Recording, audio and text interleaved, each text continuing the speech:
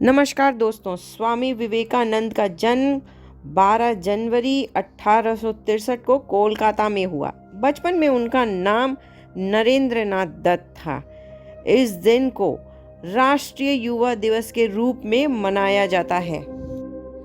बचपन से ही विवेकानंद जिज्ञासु थे और ईश्वर को समझने के लिए उन्होंने सनातन धर्म को अपना लिया और सिर्फ 25 साल की उम्र में ही उन्होंने घर छोड़कर संन्यास ले लिया। संन्यास लेने के बाद उनका नाम स्वामी विवेकानंद हो गया।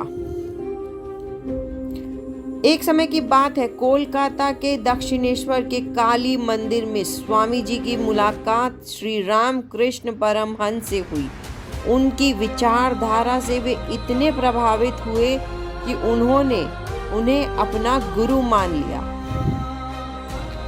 स्वामी विवेकानंद एकमात्र इंसान जो केवल 25 साल की उम्र में पैदल पूरे भारतवर्ष की उन्होंने यात्रा की।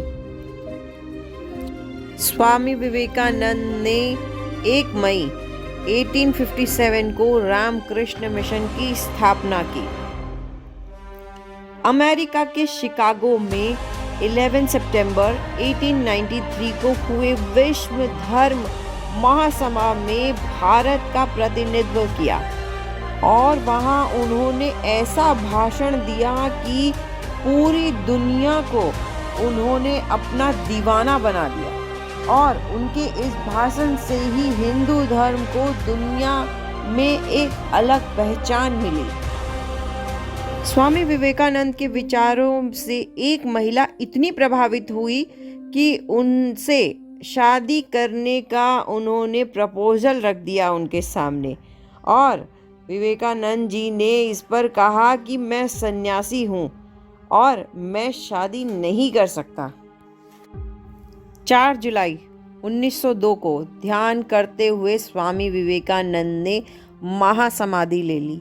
इसके बाद गंगा के तट पर उनका चंदन की चिता से अंतिम संस्कार कर दिया गया। यही वही गंगा का तट है जहां 16 साल पहले उनके गुरु रामकृष्ण परमहंस का अंतिम संस्कार किया गया था। स्वामी विवेकानंद ने एक नारा दिया सबको, उठो जागो और लक्ष्य की प्राप्ति होने तक रुको मत। ये नारा सबको मोटिवेट करता है और कई सारी ऐसी बातें जो सुन के आपको इतना इंस्पिरेशन मिलेगी, इतनी इंस्पिरेशन उनके विचारों की। जितना बड़ा संघर्ष होगा, जीत उतनी ही शानदार होगी। जैसा तुम सोचते हो वैसा ही बन जाओगे। खुद को कमज़ोर समझना सबसे बड़ा पाप है। जब तक आप खुद पर विश्वास नहीं करते तब तक आप भगवान पर विश्वास नहीं कर सकते।